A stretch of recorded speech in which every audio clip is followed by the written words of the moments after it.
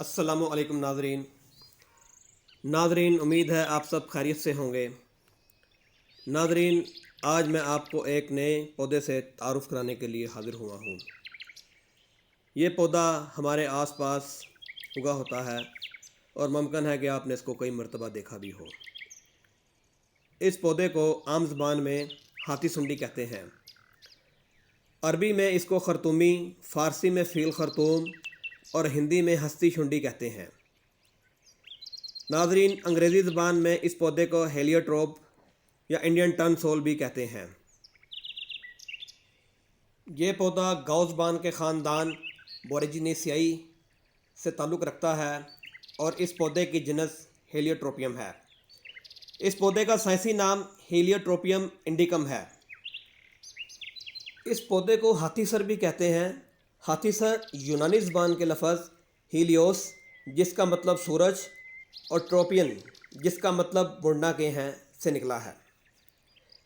اس پودے کے پھول اور پتے سورج کی طرف مڑے رہتے ہیں یا سورج کی طرف مڑتے رہتے ہیں، اسی وجہ سے اس کو انڈین ٹن سول بھی کہتے ہیں۔ ہاتھی سنڈی کا پودا 6 سے 20 انچ تک بلند ہوتا ہے اور اس کے پتے شیشم یا چولائی کے پتوں کے جیسے ہوتے ہیں۔ اس پودے کے تمام حصوں پر، پتوں پر، ٹہنیوں پر، جڑوں پر سفید رواں سا ہوتا ہے اور اسی وجہ سے یہ ایک ہیری پودا کہلاتا ہے۔ اس پودے کی پھلی دیکھنے میں ہاتھی کی سونڈ کے مشابہ ہوتی ہے، اسی لیے اس پودے کو ہاتھی سنڈی کہا جاتا ہے۔ یہ پودا گرم میدانی علاقوں کے گندم، خربوزہ اور ککڑی کے کھیتوں میں عام پایا جاتا ہے۔ یہ جس پودے کی ویڈیو میں آپ کو دکھا رہا ہوں، یہ پودا اسلام آباد میں رابل ڈیم کے کنارے پر لگا ہوا ہے اور یہاں پر یہ پودا کافی زیادہ مقدار میں لگا ہوا ہے۔ ناظرین، یہ ایک اینول یا پیرینیل پودا ہے۔ ماہ فروری سے لے کے جون تک یہ پودا سرسبز و شاداب رہتا ہے۔ ہاتھی سنڈی کے پتے خوبصورت سبز کلر کے ہوتے ہیں۔ اس کے پھول اور اس کی ٹہنیاں سفید ہوتی ہیں۔ اس پودے کا مزاج گرم خشک بدرجہ دوم ہے اور اس پودے کی مقدار خوراک 6 ماشا یا 6 گرام تک ہوتی ہے۔ ناظرین، ہاتھی سنڈی کے بے شمار طبی فوائد ہیں، لیکن میں یہاں پر چند ایک کا ذکر کروں گا۔ اس پودے کے پتوں کو سرسوں یا تلوں کے تیل میں جلا کر لگانے سے خارش اور پھنسیوں کو فائدہ ہوتا ہے اور اس میں یہ مفید ہے۔ اس کے پتوں کے پانی سے مویشیوں کے زخموں میں پڑے کیڑے مر جاتے ہیں۔